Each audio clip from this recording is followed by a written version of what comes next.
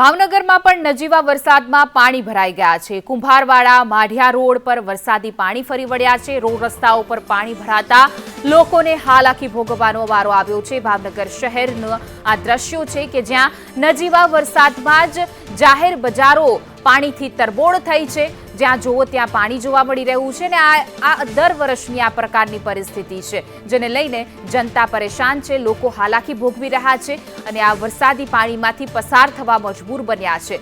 સામાન્ય વરસાદમાં જ પાણી ભરાવાની સમસ્યા ભાવનગર શહેરમાં સર્જાણી છે। શહેરના કુંભારવાડા વિસ્તારના આ દ્રશ્યો કે જ્યાં વરસાદી પાણી ભરાઈ ગયા છે, લોકોનું જનજીવન પ્રભાવિત થયું છે અને સાથે જ આજે શીતળા માતાજીને જ્યારે લોકો મંદિરે દર્શન કરવા નીકળે ત્યારે મહિલાઓ પણ પરેશાન જોવા મળી રહી છે, કારણ કે વરસાદી પાણી વરસાદે તો વિરામ લીધો છે પરંતુ પાણી ઓસર્યા નથી। ત્યારે પ્રી મોન્સૂનની કામગીરી જે પ્રશાસન દાવા કરે છે તેના ઉપર ચોક્કસથી સવાલ ઉઠી રહ્યા છે।